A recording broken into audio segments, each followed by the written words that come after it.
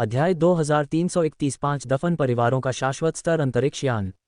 हमला 1। ओह, कितना गरीब युवक है। मौन, गुइजांग यान, हेंगजांग मो और 5 प्रमुख परिवारों के मार्शल योद्धा वांग टेंग की ओर उड़ रहे थे। वांग टेंग के शब्दों को सुनकर वे क्षण भर के लिए अवाक रह गए, लगभग आश्चर्य में आसमान से गिरने लगे। वे गुइजांग जू से पहले ही इस सब के पीछे के मास्टरमाइंड के बारे में जान चुके थे। हान जू, जो उनके सामने खड़ा था। ये जान शिननुओ और अन्य लोग पूरी तरह से हैरान थे। उन्होंने कभी उम्मीद नहीं की थी कि ईमानदार और धार्मिक भाई हान इतना कुटिल होगा। हेईशान शाही वंश का वह युवक सचमुच दयनीय था जो ऐसी योजना का शिकार हो गया। आकाश में हेईशान शाही कबीले के युवक को 5 शाश्वत चरण मूल जानवरों ने घेर लिया था। ये दृश्य ऐसा था जैसे 5 हटे कट्टे आदमी एक 3 साल के बच्चे को धमका रहे हों। स्थिति से अनभिज्ञ कई लोग ब्लैक माउंटेन रॉयल कबीले के उस युवक के प्रति सहानुभूति महसूस करने से खुद को रोक नहीं पाए। आखिर क्या हुआ था? वह एक ब्रह्मांड चरण मार्शल योद्धा था। वह 5 शाश्वत चरण मूल जानवरों को भड़काने में कैसे कामयाब हुआ? ब्लैक स्कल यूनिवर्स पायरेट्स का वह युवक सचमुच साहसी था। कई लोगों का मानना था कि उसने जानबूझकर 5 शाश्वत अवस्था मूल प्राणियों को उकसाया होगा, जबकि वे इस बात से अनजान थे कि वह भी उतना ही निर्दोष था। हेईशान शाही वंश के युवक को अपने साथ अन्याय महसूस हुआ और उसे खून की उल्टी आने लगी। पब फ्यूचर द्वारा विज्ञापन। उसने कुछ भी नहीं किया था, फिर भी अब उसे 5 शाश्वत अवस्था मूल जानवरों की घेराबंदी का सामना करना पड़ रहा था। ये स्थिति किसी भी न्याय से रहित लग रही थी। धमाका, सभी की निगाहों के सामने 5 शाश्वत चरण मूल जानवरों ने हीशान रॉयल कबीले के युवक पर बमबारी की, जो केंद्र में था।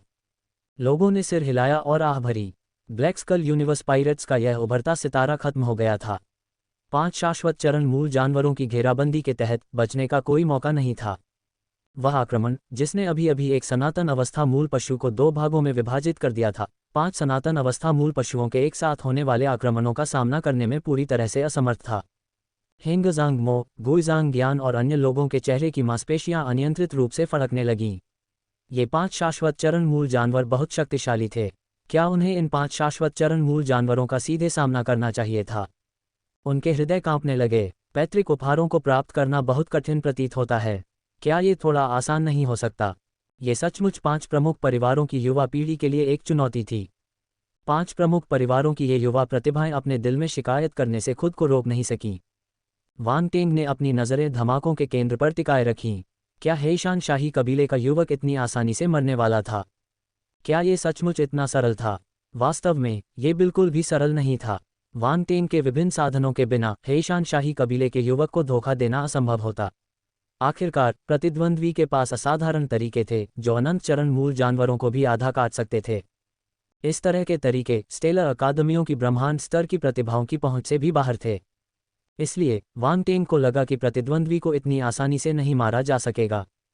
पब फ्यूचर द्वारा विज्ञापन। अचानक उसके चेहरे का भाव बदल गया। दूर के आकाश में अचानक स्थानिक उतार चढ़ाव बढ़ गया और एक आकृति बहुत शर्मिंदा अवस्था में बाहर निकली। ये हीशान शाही कबीले का युवक था। उसने स्वर्णिम शाश्वत अवस्था युद्ध कवच पहना हुआ था। इस समय युद्ध कवच पर कुछ निशान पड़ गए थे, लेकिन वे तेजी से ठीक हो रहे थे, अपनी मूल स्थिति में वापस आ रहे थे। हेईशान शाही कबीले के युवक ने भयंकर रूप से मुंह में खून थूका। उसका चेहरा पूरी तरह से काला पड़ गया, क्योंकि वह दूरी पर स्थित 5 शाश्वत अवस्था मूल जानवरों को स्थिर रूप से देख रहा था। वह मरा नहीं है। भीड़ ने भी हेईशान शाही वंश के युवक को देखा और तुरंत आश्चर्य से चिल्ला उठे। ये समझ से परे था। वह वास्तव में 5 अनंत अवस्था मूल जानवरों के हमलों से बच निकला। उसने ऐसा कैसे किया? कुछ ही क्षण पहले लगभग सभी को विश्वास था कि वह निश्चित रूप से मर जाएगा, लेकिन अब वह जीवित दिखाई दिया, जो सभी की उम्मीदों से परे था। शायद स्थानिक हेरफेर। वांग टेंग ने अपनी आंखें मूंद लीं। अभी अभी उसने हेईशान रॉयल कबीले के युवक के इर्द गिर्द अंतरिक्ष में थोड़ा उतार चढ़ाव महसूस किया। ऐसी स्थिति में केवल स्थानिक हेरफेर से ही उसे सुरक्षित बच निकलने में मदद मिल सकती थी। हालांकि वांग टेंग ने अपनी असली आंख का उपयोग करके युवक के भीतर अंतरिक्ष शक्ति का जरा सा भी संकेत नहीं पकड़ा। अगर प्रतिद्वंद्वी के पास अंतरिक्ष प्रतिभा होती तो वह इसे मिस नहीं करता। तो केवल एक ही संभावना थी। उस युवक के पास स्थानिक क्षमताओं वाला कोई खजाना था। वांग टेंग, क्या उसने सिर्फ स्थानिक हेरफेर का उपयोग किया था? राउंड बॉल ने पूछा। ये सही है। वांग टेंग ने सिर हिलाया। पब फ्यूचर द्वारा विज्ञापन। आखिरकार स्थानिक खजानों का मूल्य मूल ऊर्जा युद्ध हथियारों से कम नहीं था। कुछ मामलों में वे और भी अधिक कीमती हो सकते हैं। चाहे मूल ऊर्जा युद्ध हथियारों को तैयार करने के लिए सामग्री कितनी भी कीमती क्यों न हो, क्या वे स्थानिक खजाने को तैयार करने के लिए सामग्री से अधिक मूल्यवान हो सकती हैं? ईशान रॉयल कबीला बहुत शक्तिशाली है। उन्होंने उस युवक के लिए स्थानिक हेरफेर युक्त खजाना तैयार किया है। राउंड बॉल ने यह भी अनुमान लगाया कि प्रतिद्वंद्वी के पास स्थानिक खजाना हो सकता है और वह आश्चर्य में चिल्लाया, मूल ऊर्जा, युद्ध हथियार और स्थानिक खजाना। यहाँ तक कि वांग टेंग भी थोड़ा ईर्ष्यालु था।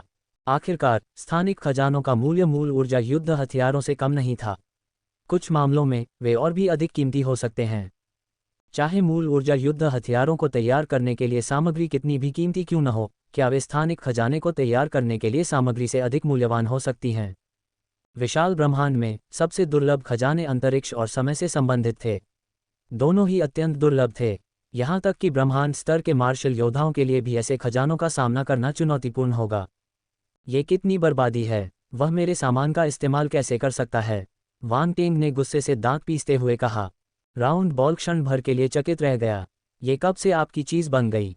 थोड़ी देर की उलझन के बाद अंततः वह होश में आया और अवाक रह गया। उसकी त्वचा कितनी मोटी थी! विरोधी के खजाने को अपना समझना, क्या उससे ज्यादा बेशर्म कोई हो सकता है?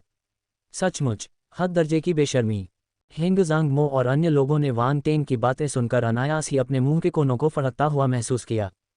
कैसा बेशर्म आदमी है! हान झू उस पार्षद वांग टेंग की तरह क्यों लगने लगा? वैसे वह पार्षद वांग टेंग कहाँ गया? उनकी निगाहें आसमान में घूमी और उन्होंने दूर स्थित वांग टेंग के क्लोन को देखा, लेकिन उन्होंने इस पर ज्यादा विचार नहीं किया, केवल यह मान लिया कि दोनों के चरित्र में कुछ समानताएं हैं। हेईशान शाही कबीले के युवक ने अपना सिर नीचे करके अपने हाथ में एक जैड पत्थर को देखा। उसका चेहरा बेहद अप्रिय था। उसने एक बार फिर जीवन रक्षक उपाय का इस्तेमाल किया था। 5 दफन परिवारों का शाश्वत स्तर अंतरिक्ष यान। हमला 2। उसका हृदय रक्त से लथपथ था। इस समय भी उसके हृदय में खून बह रहा था। वर्षों से संचित ये खजाने एक ही बार में खर्च हो गए। फिर भी उसे कुछ भी हासिल नहीं हुआ। अभी तक उसे उन 5 शाश्वत अवस्था वाले अंतःपुरों की छाया भी नजर नहीं आई। ये कैसा अन्याय था! अपने प्रयासों का कोई प्रतिफल न मिलने पर हृदय की पीड़ा तुरंत बढ़ गई। अरे, क्या तुम इन खजानों का इस्तेमाल करना बंद कर सकते हो? तुम तो उन 5 अनंत अवस्था मूल जानवरों के बराबर भी नहीं हो। उनका इस्तेमाल करना बेकार है। बेहतर होगा कि तुम उन्हें मेरे पास ही छोड़ दो। दूर से एक आवाज गूंजी। युवक का चेहरा काला पड़ गया और गुस्से से उसके मुंह से खून निकलने लगा। उसने वांग टेंग को गुस्से से घूरा। इस दुष्ट ने न केवल उसे बुरी तरह धोखा दिया, बल्कि उसकी नज़र उसके खजाने पर भी थी। यह अपमानजनक था। गर्जन। 5 अनंत अवस्था मूल जानवरों ने यह भी देखा कि हेईशान शाही कबीले का युवक अभी भी जीवित था। 5 जोड़ी क्रूर आंखें उसे घूर रही थीं। अरे, ये कब खत्म होगा? तुम उसके पीछे क्यों नहीं जाते? हेईशान शाही कबीले के युवक का दिल धड़क उठा और उसने गुस्से से वांग टेंग की ओर इशारा किया। अग्नि तत्व शाश्वत अवस्था मूल जानवर ने आखिरकार वांग टेंग को नोटिस किया। उसकी नज़र जोर से दहाड़ते हुए इधर उधर घूमी। पब फ्यूचर द्वारा विज्ञापन। गर्जन। लानत है! वांग टेंग चौंक गया और तुरंत तेजी से पीछे हट गया। हेंग ज़ांग मो और अन्य, देखो, इतनी शेखी बघारने के बाद भी तुम्हारा पता चल गया। राउंड बॉल व्यंग्यात्मक टिप्पणी करने से खुद को रोक नहीं सका। खांसी, मुझे कैसे पता था कि यह मुझे इतनी जल्दी नहीं भूल जाएगा? क्या मूल जानवर बेवकूफ़ नहीं होते हैं? वांग टेंग ने मासूमियत से कहा। भले ही वे मूर्ख हों, लेकिन वे तुम्हें इतनी जल्दी नहीं भूलेंगे। राउंड बॉल ने हताश होकर आह भरी। आखिर यह आदमी क्या सोच रहा था? मैं पहले ही अग्नि तत्व पर्वत की सीमा छोड़ चुका हूं और फिर भी वह मेरा पीछा कर रहा है। यह नियमों के विरुद्ध है। वांग टेंग ने विरोध जताया। संघर्ष करना बंद करो। मुझे ये सब बताने का क्या फायदा? बस अपनी जान बचाने के लिए भागो। राउंड बॉल ने अधीरता से अपनी आंखें घुमाई। धमाका! अग्नि तत्व शाश्वत अवस्था मूल जानवर ने तुरंत उनकी दिशा में हमला शुरू कर दिया। उसके पंख उन पर फैल गए। भागो! तुम सब यहाँ किस लिए खड़े हो? वांग टेंग ने जल्दी से आवाज लगाई। हालांकि इस समय हेंग ज़ांग मो और बाकी लोगों ने एक दूसरे की तरफ देखा और फिर एक स्वर में सिर हिलाया। हैरानी की बात यह है कि वे पीछे नहीं हटे, बल्कि एक साथ स्पेस रिंग निकाल ली। वांग टेंग थोड़ा रुका। अनजाने में उसकी हरकतें रुक गईं। उसकी आंखें फड़कने लगी जब उसने उनके हाथों में मौजूद अंतरिक्ष के छल्लों की ओर देखा। हेंग ज़ांग मो और अन्य लोगों ने एक ही समय पर अपने अंतरिक्ष छल्लों को आकाश की ओर इंगित किया। छल्लों से प्रकाश की 5 किरणें निकलीं, जो हवा में मिल गईं। फिर उस बिंदु पर जहां प्रकाश एकत्रित हुआ, अंतरिक्ष में एक लहर उत्पन्न हुई, जिसके बाद एक विशाल अंतरिक्ष यान धीरे धीरे शून्य से बाहर निकलता दिखाई दिया। ठंडी चमक के साथ चमकता हुआ धातु का ढांचा धीरे धीरे उनके सामने आया, जिससे वे स्तब्ध और हिल गए। पब फ्यूचर द्वारा विज्ञापन। एक शाश्वत स्तर का अंतरिक्ष यान। राउंड बॉल ने कहा। एक नज़र में ही उन्होंने अपने सामने मौजूद अंतरिक्ष यान को एक शाश्वत चरणीय अंतरिक्ष यान के रूप में पहचान लिया। चाहे वह अंतरिक्ष यान की जाली धातु हो या उस पर रून संरचना, ये निश्चित रूप से ऐसा कुछ नहीं था जो ब्रह्मांड स्तर के अंतरिक्ष यान में हो सकता है। वांग टेन की निगाहें तेज हो गईं और स्वाभाविक रूप से उन्हें अंतरिक्ष यान की दिशा का अंदाजा हो गया। इस पर मौजूद घनीभूत रूनिक संरचनाएं ब्रह्मांड स्तर के अंतरिक्ष यान से कहीं ज्यादा थीं। इसकी रक्षात्मक क्षमताएं असाधारण रूप से भयानक थीं। यह एक शाश्वत स्तर का अंतरिक्ष यान था। उन्होंने कभी नहीं सोचा था कि 5 प्रमुख परिवारों के पास इस तरह के साधन तैयार होंगे। क्या उन्होंने पहले से कुछ अनुमान लगाया था? कुछ दूरी पर ची यी, जुओगो, शैडो 9, शैडो 11 और अन्य सभी लोगों पर दिखाई दे रहे अंतरिक्ष यान को देखकर आश्चर्यचकित हो गए। 5 प्रमुख परिवार धोखा दे रहे थे। ब्रह्मांड स्तर के मार्शल योद्धाओं के बीच के मामलों के लिए एक शाश्वत स्तर के अंतरिक्ष यान का उपयोग कैसे किया जा सकता है? यह अनुचित था। विभिन्न प्रमुख शक्तियों के चमत्कारिक व्यक्तित्वों के दिलों में कड़वाहट थी। इस बार 5 दफन पैतृक भूमि में उनके प्रवेश ने उन्हें मात्र सहायक बना दिया था। अंतरिक्ष यान में चढ़ जाओ, हिंग ज़ांग मो चिल्लाया। 5 प्रमुख परिवारों के योद्धा तुरंत अंतरिक्ष यान की ओर दौड़े। अंतरिक्ष यान का दरवाजा स्वतः ही खुल गया और आकृतियां अंदर आ गईं। भाई हान, ये ज़ांग जिननुओ चिल्लाया, चलो साथ चलते हैं। पब फ्यूचर द्वारा विज्ञापन, नहीं, तुम लोग आगे बढ़ो, मुझे लगता है कि बाहर का नज़ारा बेहतर है। वांग टेन की आंखें हल्की सी चमक उठीं और वह मंद मंद मुस्कुराया। हिंग ज़ांग मो और अन्य लोग अवाक रह गए। आखिर उसका क्या मतलब था जब उसने कहा कि बाहर का दृश्य बेहतर था? यह आदमी क्या सोच रहा था? लेकिन चूंकि उसने ऐसा कहा था इसलिए वे उसे मजबूर नहीं कर सकते थे, न ही उनके पास उससे परेशान होने का समय था। एक एक करके वे अंतरिक्ष यान में प्रवेश कर गए। ये जांग शिननुओं ने अंतरिक्ष यान में दूसरों के पीछे जाने से पहले उसे गौर से देखा। धमाका! उसी समय शाश्वत अवस्था मूल जानवर के तंतु भी वहां आ पहुंचे और अंतरिक्ष यान से टकरा गए। अंतरिक्ष यान की सतह एक अंडे के समान सुरक्षात्मक कवच से जगमगा उठी, जिसने शाश्वत अवस्था वाले मूल राक्षस के हमले को ठोस रूप से रोक दिया। ढाल पर लहरें उभर आईं।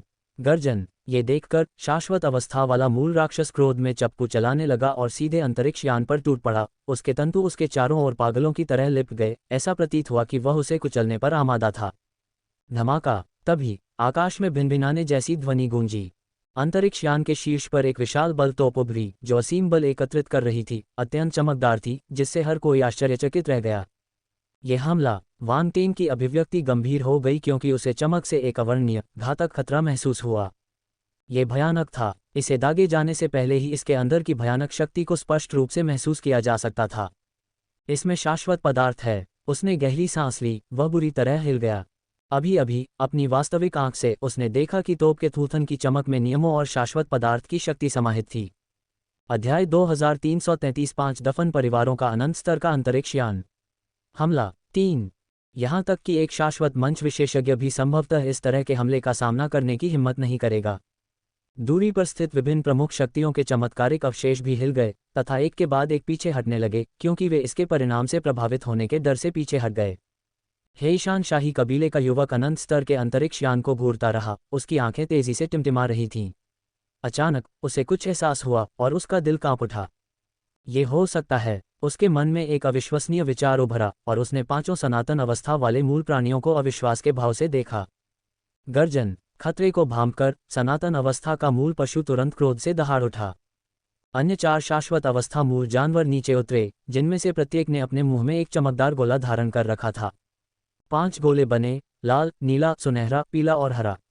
वे चमकीले और चमकदार थे, फिर भी उनमें भयानक शक्ति थी जिससे लोगों की सांसें थम सी गईं। धमाका! अनंत स्तरीय अंतरिक्ष यान की तोप से उत्पन्न प्रकाश की एक किरण सीधे 5 अनंत स्तरीय मूल जंतुओं की ओर बढ़ी। दहाड़, दहाड़, दहाड़, दहाड़, दहाड़। 5 गर्जनाएं गूंजीं जब 5 सनातन अवस्था वाले मूल जंतुओं ने पीछे हटने को तैयार न होते हुए अपने मुंह से गोले उगल दिए तथा उन्हें प्रकाश की 5 किरणों में परिवर्तित कर दिया। Ads by Pub Future. ये 5 किरणें बीच में आकर एक हो गईं, जिससे 5 रंगों की एक किरण बन गई जो तेजी से आगे की ओर बढ़ रही थी। धमाका! एक गगनभेदी गर्जना हुई जिससे पूरा संसार शांत हो गया। सारी आवाजें गायब हो गईं। जैसे ही दोनों किरणें आपस में टकराईं, एक अत्यंत चमक उत्पन्न हुई जिसने आकाश और पृथ्वी को चकाचौंध करने वाली सफेदी में ढक लिया।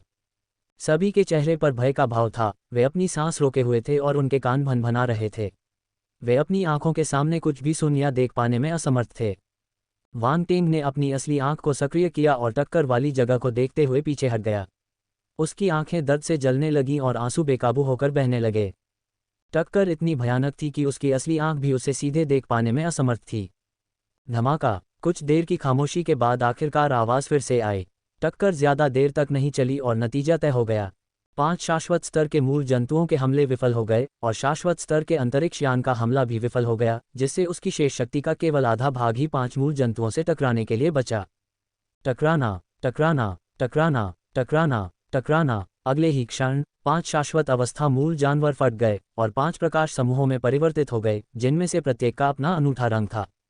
अनंत चरण का अंतःस्राव। हेईशान शाही कबीले के युवक की आंखें सिकुड़ गईं। इस क्षण उसके सारे संदेह गायब हो गए। अब वह पूरी तरह से आश्वस्त हो गया कि प्रकाश के वे 5 समूह निस्संदेह 5 शाश्वत चरणीय अंतड़ियां थीं। अनंत स्तर के अंतरिक्ष यान के ऊपर हेंगजांग मो और अन्य लोग बहुत खुश थे और जोर से जयकार कर रहे थे। हमने कर दिखाया। Ads by Pub Future. जल्दी करो, बाड़ा खोलो, ये जांग शिननुओ चिल्लाया। हेंगजांग मो ने तुरंत आदेश जारी किया और शाश्वत स्तरीय अंतरिक्ष यान की खुफिया कार्रवाई शुरू हो गई। अचानक अंतरिक्ष यान का ऊपरी हिस्सा दोनों ओर से खुल गया और 5 विशाल कांच जैसी वस्तुएं बाहर निकलीं, जो 5 रंगों की रोशनी से चमक रही थीं। एक चूषण बल फूट पड़ा। 5 शाश्वत अवस्था मूल जंतुओं द्वारा निर्मित 5 प्रकाश समूह चूषण बल द्वारा तुरंत कांच जैसी संरचनाओं की ओर खींच लिए गए। लानत है। हेईशान शाही कबीले के युवक का चेहरा बदसूरत हो गया। हालांकि प्रकाश के 5 समूह इतनी आसानी से अवशोषित होने के लिए तैयार नहीं थे। वे एक साथ अत्यधिक चमक के साथ फट पड़े और खिंचाव बल का प्रतिरोध किया। युवक के चेहरे पर खुशी की झलक दिखाई दी। उसने एक पल भी देर नहीं लगाई और 5 प्रकाश स्तंभों की ओर दौड़ पड़ा।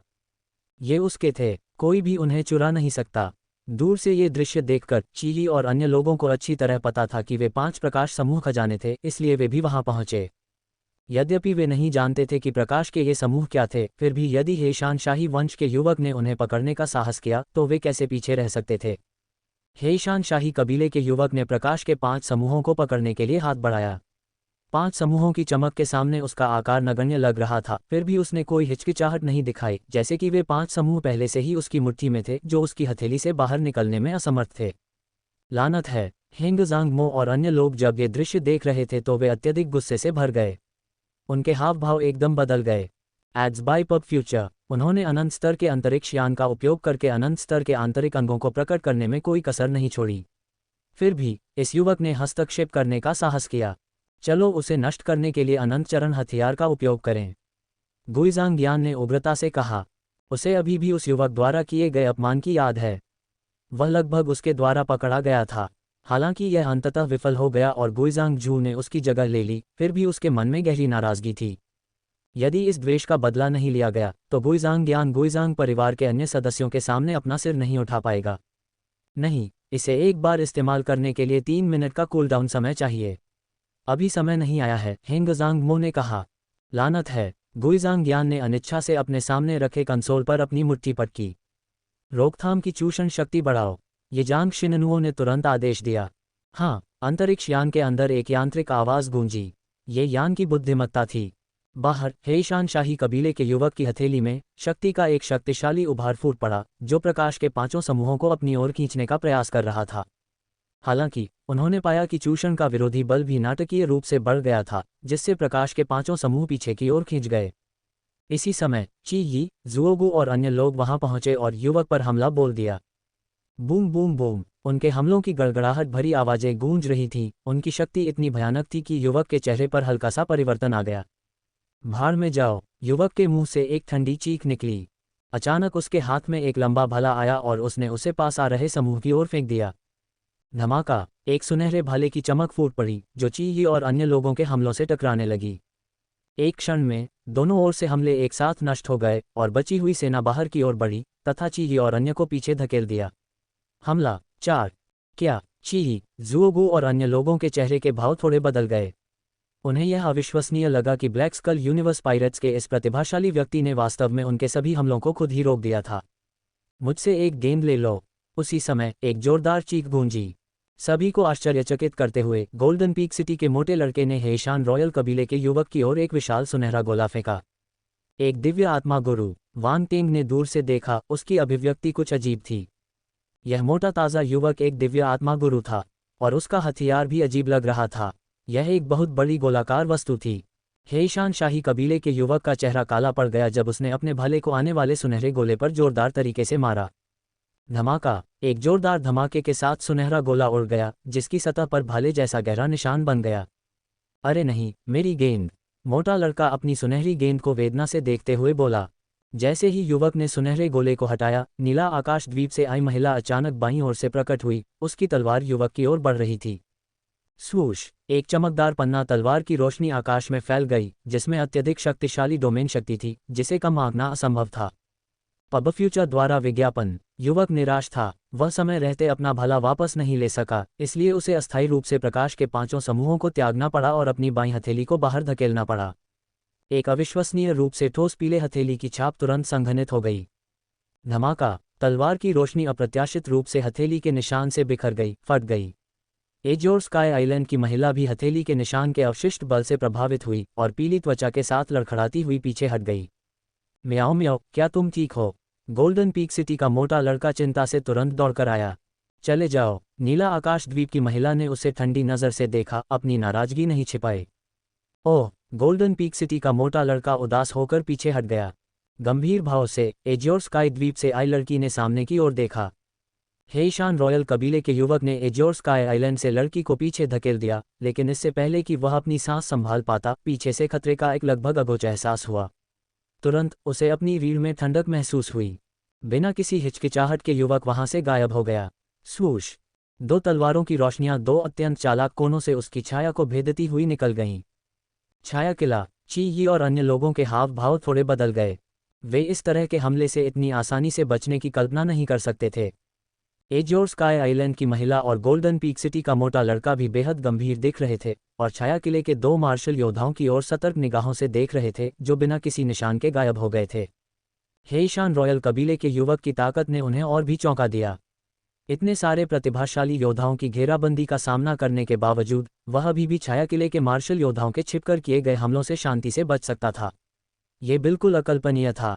पब फ्यूचर द्वारा विज्ञापन। हेईशान शाही कबीले का युवक बहुत दूर नहीं गया। वह दसियों मीटर की दूरी पर फिर से प्रकट हुआ और एक बार फिर प्रकाश के 5 समूहों की ओर बढ़ा। उसकी नज़र में प्रकाश के वे 5 समूह किसी भी चीज़ से ज़्यादा महत्वपूर्ण थे। उसे फैंटम ड्रिफ्ट टेरिटोरियल डोमेन के उन सभी प्रतिभाशाली मार्शल योद्धाओं की परवाह नहीं थी। यहाँ तक कि 2 शैडो फोर्ट्रेस मार्शल योद्धाओं ने भी उसके लिए कोई खास खतरा पैदा नहीं किया। अगर अभी उसका ध्यान दूसरों की वजह से भंग न हुआ होता, तो वह उन्हें पीछे से आने का मौका ही नहीं देता। उसे रोको! ची यी और अन्य लोग उग्रता से चिल्लाते हुए एक बार फिर आगे बढ़े। पीछे हटो! हेईशान रॉयल कबीले के युवक ने अपना मूल ऊर्जा युद्ध हथियार निकाला। उसकी आवाज़ ठंडी थी। जो कोई भी पास आने की हिम्मत करेगा, मैं उसे काट डालूंगा। ची यी और अन्य लोगों की पुतलियां सिकुड़ गईं। उन्होंने स्वाभाविक रूप से इस हथियार को पहचान लिया। युवक ने पहले भी इसका इस्तेमाल अनंत अवस्था मूल जानवर से लड़ने के लिए किया था, जिसमें भयानक शक्ति का प्रदर्शन किया गया था। एक पल के लिए तो पूरा समूह वहीं जम गया। उनके चेहरे पर अनिश्चितता के भाव थे और वे आगे बढ़ने से कतराने लगे। युवक ने व्यंग्यात्मक लहजे में कहा, मानो वह उनका मजाक उड़ा रहा हो, जिससे उनके चेहरे का भाव और भी गंभीर हो गया। ची यी और अन्य लोगों की उपेक्षा करते हुए वह एक बार फिर प्रकाश के 5 समूहों तक पहुंच गया। क्या आप शायद बहुत जल्दी जश्न मना रहे हैं? अचानक एक आवाज़ सुनाई दी। युवक के बाईं और दाईं ओर एक साथ 2 आकृतियां प्रकट हुईं, जिनमें से प्रत्येक ने एक एक मुक्का मारा। धमाका! धमाका! वांग टेंग के क्लोन ने एक ज्वाला मुट्ठी छाप बनाई, जबकि उसके मुख्य शरीर ने एक मिट्टी पीले मुट्ठी छाप बनाए। उन्होंने एक साथ हमला किया। युवक का चेहरा बदसूरत हो गया। उसे बिना किसी संदेह के पता था कि वे कौन थे। बिना किसी हिचकिचाहट के उसने तुरंत अपना मूल ऊर्जा युद्ध हथियार घुमाया। पब फ्यूचर द्वारा विज्ञापन। तलवार की रोशनी बाईं ओर बढ़ी, जो मिट्टी के पीले रंग की मुट्ठी के निशान से टकरा रही थी, जबकि उसी समय उसने अपनी हथेली से दाहिनी ओर ज्वाला की मुट्ठी के निशान को मारा। धमाका! जब दोनों हमले लगभग एक साथ हुए तो भयंकर गर्जना हुई, जिससे भयानक बल तरंगें निकलीं। मर जाओ! युवक के होठों के कोनों पर एक ठंडी मुस्कान उभर आई। उसने मूल ऊर्जा युद्ध हथियार को वांग टेंग के मुख्य शरीर की ओर निर्देशित किया, जिसे वह हानझू मान रहा था, तथा उसे मौके पर ही मार डालने का इरादा कर रहा था। वह हानझू द्वारा इतना धोखा खाया गया था कि उसके मन में गहरी नाराजगी थी और वह लंबे समय से उसे मार डालना चाहता था। अब सही अवसर था। उनका मूल ऊर्जा युद्ध हथियार भले ही शाश्वत चरण वाले हथियार की शक्ति को उन्मुक्त न कर सके, लेकिन ये ब्रह्मांड चरण वाले हथियार की शक्ति का उपयोग कर सकता है। निश्चय ही हानझू अपने मूल ऊर्जा युद्ध हथियार का सामना करने में सक्षम नहीं होगा। फिर भी उसे आश्चर्य हुआ, हान जू ने मूल ऊर्जा युद्ध हथियार के इस्तेमाल का अनुमान लगा लिया था। पहले के मुट्ठी के निशान केवल छल थे और हान जू पहले ही मौके से गायब हो गया था। मूल ऊर्जा युद्ध हथियार से तलवार की रोशनी ने केवल एक स्थायी छवि को ही नष्ट किया। धमाका, दाहिनी ओर की ज्वाला की मुट्ठी का निशान फूट पड़ा, जिससे अप्रत्याशित रूप से युवक की हथेली का निशान टूट गया और वह बिना रुके उसकी ओर बढ़ने लगी।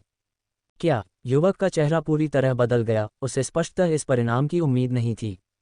न केवल उसका मूल ऊर्जा युद्ध हथियार हानजू को मारने में विफल रहा, बल्कि यहाँ तक कि उसके हथेली की छाप भी इस पार्षद वांग टेंग द्वारा चकनाचूर कर दी गई थी। टकराना, ज्वाला मुट्ठी छाप ने हेशान रॉयल कबीले के युवक को भयंकर रूप से मारा। उसकी छाती से हड्डियों के टूटने की आवाज़ गूंज उठी और उसका शरीर अनजाने में पीछे की ओर उड़ गया। धमाका, इससे पहले कि हेशान शाही कबीले का युवक कुछ प्रतिक्रिया कर पाता, वांग टेंग का मुख्य शरीर उसके ऊपर प्रकट हुआ। एक भयंकर धमाका के साथ भयानक शारीरिक शक्ति फूट पड़ी, जो पूरी तरह से उसकी पीठ पर गिर पड़ी। छींटे, युवक के मुंह से खून की धार बह निकली, उसका चेहरा पीला पड़ गया और उसका पूरा शरीर भारी बल के साथ पास के पृथ्वी तत्व पर्वत की ओर बढ़ गया। अध्याय 2335 प्रतिभा को खाओ, सक्रिय करो। 1। अचानक घटी इस घटना से आसपास के सभी लोग स्तब्ध रह गए। ची यी और जुओगू जैसे विभिन्न गुटों के प्रतिभाशाली लोगों ने उस युवक को देखा, जिसे उड़ा दिया गया था। उनके चेहरे आश्चर्य से भरे हुए थे। वह युवक, जिससे वे बहुत डरते थे, काउंसलर वांग टेंग और हान जू से पराजित हो गया था। यहाँ तक कि मूल ऊर्जा युद्ध हथियार भी प्रतिद्वंद्वी को नुकसान नहीं पहुंचा सका। ये सब अविश्वसनीय था। उन्होंने अपनी आंखों से उस मूल ऊर्जा युद्ध हथियार की शक्ति देखी थी। यह एक शाश्वत चरण के जानवर को भी मार सकता था, ब्रह्मांड चरण के मार्शल योद्धा की तो बात ही छोड़िए। हालांकि हान जू की पहले से बच निकलने की क्षमता ने उन्हें अचंभित कर दिया। एक ब्रह्मांडीय मार्शल योद्धा की प्रतिक्रिया की गति को देखते हुए ऐसी परिस्थितियों में बच निकलना कठिन था, क्योंकि युवक ने बहुत तेजी से कार्य किया था।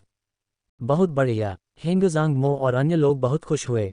उन्होंने सोचा था कि हान जू नामक युवक सफल होने वाला था, लेकिन हान जू और पार्षद वांग टेंग ने हस्तक्षेप किया और उसे पीछे हटने पर मजबूर कर दिया। भाई हान ने अपना वादा निभाया, ये जांग जिननुओ ने कहा। हान जू को हमारे पक्ष में होना चाहिए, लेकिन काउंसलर वांग टेंग अप्रत्याशित हो सकते हैं। हेंगजांग मो ने शुरुआती खुशी के बाद अपनी चिंता व्यक्त करते हुए भौहें सिकोड़ी। ये सुनकर सभी लोग घबराहट से वांग टेंग के क्लोन की ओर देखने लगे। इस समय उन 5 कांच जैसे उपकरणों ने एक बार फिर 5 प्रकाश समूहों को करीब खींच लिया तथा उन्हें कांच की संरचनाओं से सैकड़ों मीटर के भीतर ले आए। क्या वे सचमुच अपने पूर्वजों द्वारा छोड़े गए अनंत अवस्था के अंतड़ियों को निकाल सकते हैं? यह इस क्षण पर निर्भर करता था। जब तक 5 प्रकाश समूहों को अनंत स्तर के अंतरिक्ष यान में खींचा जाता रहेगा, तब तक अन्य अपना मौका पूरी तरह से खो देंगे। इस समय वांग टेंग का क्लोन चमक उठा और सीधे 5 प्रकाश समूहों की ओर बढ़ गया। हेंगजांग मो और अन्य लोगों के हाव भाव थोड़े बदल गए। उनकी प्रत्याशा के बावजूद वांग टेंग के क्लोन को कार्रवाई करते देख उनके दिल की धड़कनें अभी भी बढ़ गई थीं। क्या हम चूषण बल बढ़ा सकते हैं? शौजांग कयुन ने जल्दी से पूछा। नहीं, ये पहले से ही अपनी सीमा पर है। 5 प्रकाश समूह पुनर्जीवित होने के लिए संघर्ष कर रहे हैं और वे एक बार फिर से अनंत चरण मूल जानवरों में संघनित हो सकते हैं, ये जांग शिननुओ ने एक गंभीर अभिव्यक्ति के साथ कहा। ये सुनकर सभी के चेहरे पर उदासी छा गई। यदि 5 प्रकाश समूह पुनः शाश्वत स्तर के मूल जंतुओं में रूपांतरित हो गए, तो उनका शाश्वत स्तर का अंतरिक्ष यान सबसे पहले इसका खामियाजा भुगतेगा तथा अनिवार्य रूप से 5 शाश्वत स्तर के मूल जंतुओं के उन्मत्त आक्रमणों को सहन करेगा। पब फ्यूचर द्वारा विज्ञापन। इसके अलावा अनंत चरण के हमले को फिर से सक्रिय करने के लिए 3 मिनट के कूलडाउन समय की आवश्यकता थी, जबकि सामान्य परिस्थितियों में 3 मिनट कम लग सकते हैं। इस स्थिति में यह अविश्वसनीय रूप से लंबा लगा। शाश्वत स्तर की संस्थाओं से जुड़े युद्ध में 3 मिनट में बहुत कुछ घटित हो सकता है और सब कुछ संभावित रूप से उलट भी सकता है। इसके अलावा वे मूल रूप से अनंत स्तर के मूल जानवरों से मुकाबला करने में असमर्थ थे। ये केवल इस अनंत स्तर के अंतरिक्ष यान की मदद से ही था कि वे मुश्किल से इतना हासिल कर पाए। यदि शाश्वत अवस्था वाले मूल जंतु पुनः पुनर्जीवित हो जाएं तो निस्संदेह उन्हें निष्क्रिय स्थिति में डाल दिया जाएगा। धमाका, वांग टेंग के क्लोन से भक्षण की एक शक्तिशाली शक्ति उभरी, क्योंकि उसने विश्व भक्षक की शक्ति को प्रत्यक्ष रूप से अवशोषित करने और 5 प्रकाश समूहों को दूर ले जाने के लिए मुक्त कर दिया। यह आखिरी उपाय था। 5 प्रमुख परिवारों और हेशान रॉयल कबीले के उस युवक ने इन 5 शाश्वत चरण के विसरा को रखने में सक्षम कंटेनर तैयार किए थे, लेकिन उसने ऐसा नहीं किया था। इसलिए उसे विश्व भक्षक तकनीक का सहारा लेना पड़ा। ये सौभाग्य की बात थी कि उसके पास यह असाधारण दिव्य क्षमता थी। अन्यथा भले ही वह 5 प्रकाश गुच्छों को जब्त करने में कामयाब हो जाता, लेकिन यह व्यर्थ होता क्योंकि वह उन्हें दूर नहीं ले जा पाता। इसके अलावा यदि सनातन अवस्था मूल जानवर एक बार फिर से पुनर्जीवित हो गए तो उन्हें सबसे भयानक परिणाम का सामना करना पड़ेगा। 5 सनातन अवस्था मूल जानवरों का उन्मत्त प्रतिशोध। अब वान टेंग को जो करना था वह था पांचों प्रकाश समूहों को पूरी तरह से अवशोषित करना। जहां तक उन्हें परिष्कृत करने की बात है तो उस पर बाद में विचार करना होगा। वान टेंग के सिर के ऊपर अचानक एक काला भंवर प्रकट हुआ जिससे भयानक चूषण शक्ति उत्पन्न हुई। पब फ्यूचर द्वारा विज्ञापन। अनंत स्तरीय अंतरिक्ष यान द्वारा उत्पन्न खिंचाव बल वास्तव में अत्यधिक शक्तिशाली हो गया था क्योंकि 5 प्रकाश समूह धीरे धीरे काले भंवर में खींचे जा रहे थे। वह क्या है? हेंगजांग मो और अन्य लोग बेहद हैरान थे। वे अविश्वास से भरे चेहरों के साथ वान टेंग के अवतार के ऊपर काले भंवर को घूर रहे थे। ची, ज़ुओगु और अन्य लोग वान टेंग के क्लोन को आश्चर्य से देख रहे थे। वे बहुत हिल गए थे। क्या वह भंवर 5 प्रकाश समूहों को निगल रहा है? ची यी ने आश्चर्य से कहा। ये कैसी तकनीक है? यह उन 5 प्रकाश समूहों को सीधे निगल सकती है। मैंने ऐसी प्रभावशाली तकनीक कभी नहीं देखी, शैली ने गंभीरता से कहा। क्या ये किसी प्रकार की विशेष प्रतिभा हो सकती है? ज़ुओगु की पुतलियां सिकुड़ गईं जब उसने अनुमान लगाया। काउंसलर वान टेंग के तरीके वाकई समझ से परे हैं, एजोर स्काई आइलैंड की महिला ने खुद से फुसफुसाते हुए कहा। उसके चेहरे पर एक विचारशील भाव था। दूर से शैडो 9 और शैडो 11 छिपकर बाहर आए। उनकी निगाहें भी आश्चर्य से भर गईं क्योंकि उन्होंने वान टेंग के क्लोन को देखा। वे अविश्वास से भर गए। उन्होंने एक दूसरे को देखा और वान टेंग के प्रति उनकी सतर्कता और भी गहरी हो गई। क्या स्टेलर अकादमियों के सभी प्रतिभाशाली लोग इतने डरावने हैं? गोल्डन पीक सिटी का मोटा लड़का हैरान होकर बोला। अब हमें क्या करना चाहिए? क्या हमें अब भी उन्हें छीनने की कोशिश करनी चाहिए? ची यी ने सबकी ओर देखा और पूछा। छीनना? क्या हम सफल भी हो सकते हैं? ज़ुओगु ने उपहास किया। 5 प्रकाश समूह पुनर्जीवित हो रहे हैं। 5 शाश्वत चरण मूल जानवरों में पुनर्स्थापित होने वाले हैं। उन्हें रखने के लिए विशेष कंटेनरों के बिना भले ही हम उन्हें छीनने में कामयाब हो जाएं, हम उन्हें दूर नहीं ले जा पाएंगे। ये हमारा अवसर नहीं है। शैली की निगाहें झपक गईं। अंत में वह पीछे हटते हुए आहें भर रहा था। हालांकि वह बहुत दूर नहीं गया और वान टेंग के क्लोन को देखता रहा। वह देखना चाहता था कि क्या काउंसलर वान टेंग सफल हो सकता है। लानत है, इन लोगों को कुछ तो पता होगा। ची यी का चेहरा बदसूरत था और वह बेहद निराश था। उसने अपने पैर को जोर से पटका और पीछे हट गया। ज़ुओगु और अन्य लोगों ने भी अपना सिर हिलाया और पीछे हट गए। भाई हान, कृपया उसे रोकने में हमारी मदद करें। प्रतिभा को खाओ, सक्रिय करो। 2 इस समय येजांग शिननुओं की चिंतित आवाज़ अचानक अंतरिक्ष यान के भीतर से आई। वान टेंग के क्लोन की हरकतों ने उनमें खतरे की भावना पैदा कर दी। अगर चीज़ें इसी तरह चलती रहीं तो वे 5 गोले जल्द ही निगल लिए जाएंगे। वान टेंग का मुख्य रूप हिचकिचाया, उसकी निगाहें अनिश्चितता से टिमटिमा रही थीं। भाई हान, यदि आप उसे रोकने में हमारी मदद करते हैं तो 5 परिवार आपके आभारी रहेंगे। येजांग शिननुओं और अन्य लोगों ने उसकी हिचकिचाहट को महसूस करते हुए उत्सुकता से विनती की। वे समझ गए कि हानजू से एक के सदस्य को भड़काने के लिए कहना अवास्तविक था, इसलिए उन्होंने पर्याप्त इनाम देने का वादा किया। भाई हान, क्या आप मेरे विरोधी बनने को तैयार हैं? वान टेंग के क्लोन ने शांति से पूछा, उसकी अभिव्यक्ति भावना से रहित थी। सभी की निगाहें वान टेंग के मुख्य शरीर पर टिकी थीं, जो उसके निर्णय के बारे में अनिश्चित थे। सच तो यह है कि वे गुप्त रूप से हानजू और पार्षद वान टेंग के बीच टकराव की उम्मीद कर रहे थे, जिसके परिणामस्वरूप दोनों पक्षों को नुकसान उठाना पड़ा और कोई भी दूसरे को नुकसान नहीं पहुंचा सका। ये अभिमानी युवक ये विचार सहन नहीं कर सके कि वान टेंग उन 5 गेंदों को हड़प लेगा जिन्हें वे स्वयं प्राप्त नहीं कर सकते थे। भाई हान, येजांग शिनुओ फिर बोला। बहुत बढ़िया। वान टेंग के मुख्य रूप ने एक पल के लिए हिचकिचाहट का नाटक किया, फिर आखिरकार सिर हिलाया। उसकी आवाज़ में गंभीरता थी। चूंकि 5 प्रमुख परिवार मुझे अपना मित्र मानते हैं, इसलिए मैं आपके भरोसे को धोखा नहीं दे सकता। ची यी और अन्य लोगों की आंखें चमक उठीं। वे नाटक को देखने के लिए तैयार थे। तुम अपने आप को बहुत ज्यादा आंक रहे हो, वान टेंग के क्लोन ने ठंडे स्वर में उपहास किया। वान टेंग के मुख्य रूप ने तुरंत धार्मिकता का भाव अपना लिया तथा अपने प्रतिरूप की ओर मुड़ते हुए कहा, पार्षद वान टेंग, मुझे क्षमा करें। इसके साथ ही उन्होंने कार्रवाई करने की तैयारी कर ली।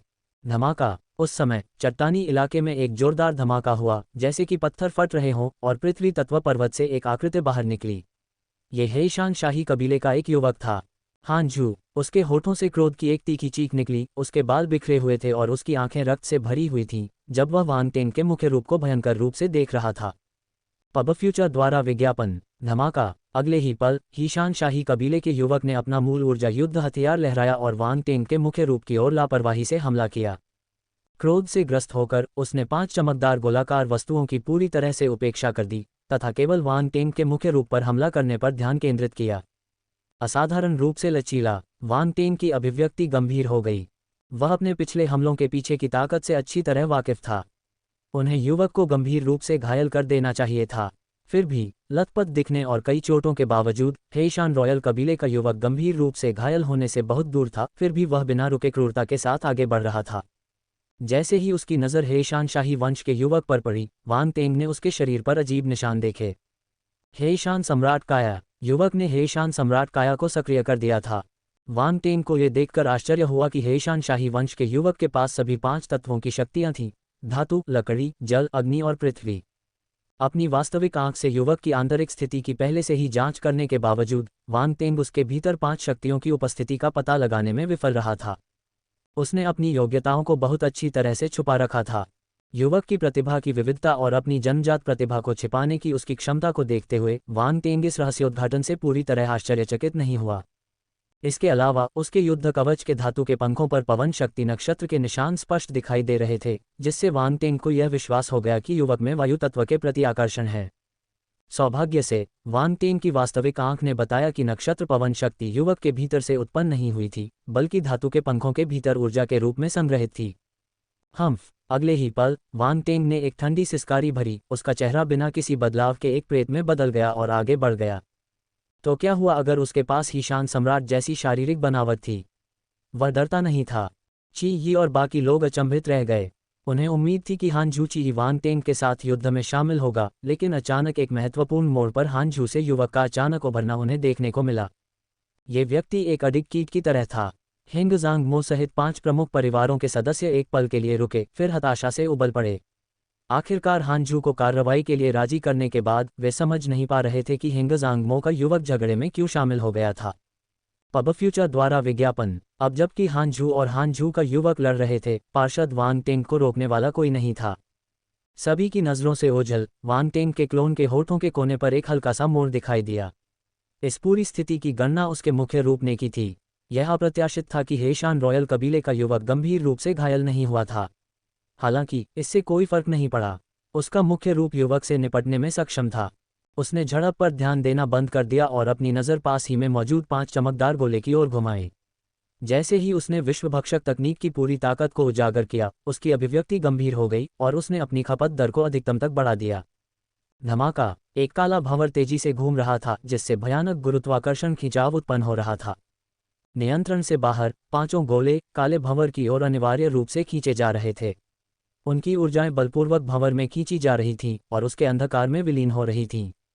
पर्याप्त नहीं। दृढ़ निश्चय से चमकते हुए वान टेंग की आंखें चमक उठीं, क्योंकि भस्म करने की शक्ति पागलपन की हद तक बढ़ गई थी। काला भंवर तेजी से फैल गया, जिसने पूरे आकाश को ढक लिया। दूर से ची यी और अन्य लोग फैलते काले भंवर को देखकर भयभीत होकर आंखें फाड़कर देख रहे थे। उनकी पुतलियां तेजी से सिकुड़ रही थीं। काले भंवर की उपस्थिति ने उन्हें पहले ही अचंभित कर दिया था। ये शक्ति का एक ऐसा बेजोड़ प्रदर्शन था जिसे उन्होंने पहले कभी नहीं देखा था। फिर भी अब इस दृश्य को देखकर उन्हें एहसास हुआ कि उनका पहले का विस्मय बच्चों का खेल था, बिल्कुल अतुलनीय। विशाल काली भंवर ऊपर मंडरा रही थी, उसका भयानक चूषण फूट रहा था। नीचे 5 तत्व पर्वतों पर विशाल पत्थर अनायास ही आकाश में खींच गए और एक पल में गायब हो गए। ची यी और अन्य लोगों ने पास जाने की हिम्मत नहीं की, एक बार फिर पीछे हट गए। यहाँ तक कि उनके अपने रूप भी अनियंत्रित रूप से भंवर की ओर खींचे चले आ रहे थे। ये भयावहता बर्दाश्त से बाहर थी। धमाका। अंततः 5 गोले अनंत स्तर के अंतरिक्ष यान के बंधन से मुक्त हो गए और काले भंवर की ओर तेजी से बढ़ गए। हेंगजांग मो और अन्य लोगों ने अंतरिक्ष यान के अंदर ये दृश्य देखा। उनके चेहरे पर गहरी निराशा के भाव थे। उनकी मुट्ठियां कसकर बंद थीं, उनकी हथेलियों में कीलें धंसी हुई थीं, खून बह रहा था। तेज, जल्दी करो। गुइजांग यान ने अनंत स्तर के रून तोप के कूलडाउन प्रगति बार पर नजर डाली। उसकी आंखें लाल हो गई थीं और वह अपने दांत पीस रहा था, अपने दिल में लगातार मंत्रोच्चार कर रहा था। लेकिन अभी भी 1 मिनट से ज्यादा समय बचा था। बहुत देर हो चुकी थी। बहुत धीमा, असहनीय रूप से धीमा। गुइजांग यान और अन्य लोगों ने निराशा की लहर महसूस की और वे असहाय होकर देखने को मजबूर हो गए, क्योंकि 5 गोले काले भंवर के करीब आ रहे थे। पब फ्यूचर द्वारा विज्ञापन। Boom boom boom. इस बीच आकाश में ईशान शाही कबीले के युवक और वान टेंग के प्राथमिक रूप के बीच लगातार टकराव हो रहा था। उनके टकराव से गड़गड़ाहट जैसी ध्वनियां निकल रही थीं।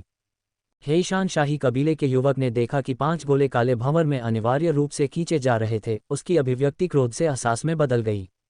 भाड़ में जाओ, उसने दहाड़ते हुए अपना भला वांग तेंग के प्राथमिक रूप की ओर फेंका, जिसका उद्देश्य उसे पीछे हटाना था।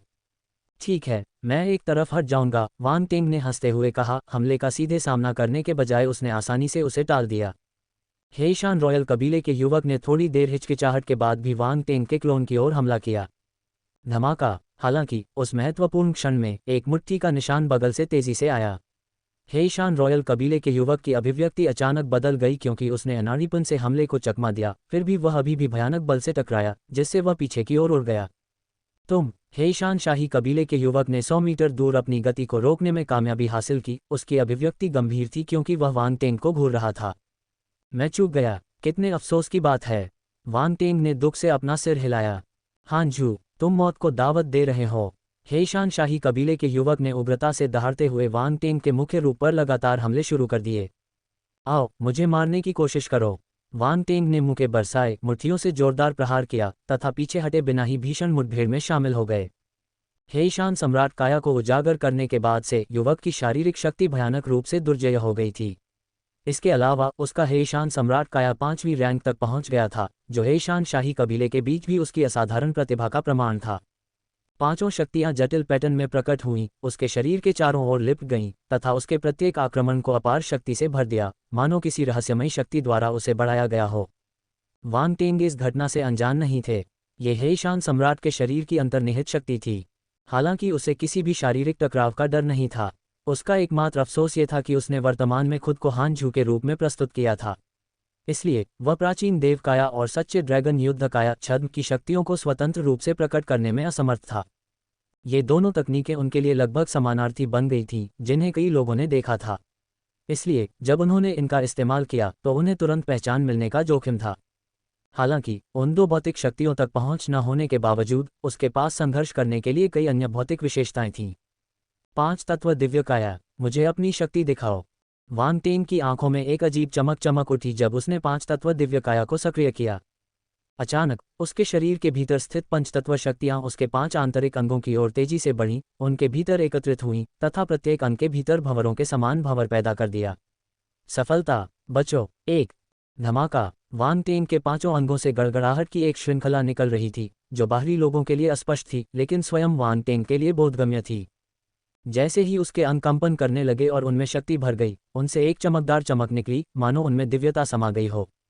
भीतर से एक जबरदस्त शक्ति उमड़ी, जो वांग तेंग के पूरे शरीर में फैल गई। 5वां क्षेत्र शक्ति। इस क्षण में वांग तेंग को ऐसा महसूस हुआ जैसे कि उसके पास 5वीं लोक शक्ति है, एक ऐसी धारणा जो लगभग अकल्पनीय लग रही थी। ये देखते हुए कि प्राचीन देव काया और सच्चे ड्रैगन युद्ध काया छद्म के सक्रियण के साथ भी उन्होंने केवल 6ठे स्तर की क्षेत्र शक्ति प्राप्त की। सभी दिव्य ज्वालाओं के उपयोग के बाद भी 7वें क्षेत्र की शक्ति को प्राप्त करना ही सीमा मानी जाती थी। तथापि अब केवल 5 तत्व दिव्य काया के माध्यम से उसने स्वयं को सीधे 5वें क्षेत्र की शक्ति का प्रयोग करते हुए पाया। यद्यपि इसमें एक स्तर की कमी प्रतीत हुई, लेकिन वांग तेंग ने इसे एक भयावह उपलब्धि माना। आखिरकार पंचतत्व दिव्य काया तो एक प्रतिभा ही थी। अपने भीतर प्रवाहित हो रही शक्ति को महसूस करते हुए वांग तेंग के होठों के कोने पर एक हल्की सी वक्रता उत्पन्न हुई और उसने हेईशान शाही वंश के युवक की ओर एक मुक्का मारा। 7 पर्वत ढहने वाली मुट्ठी।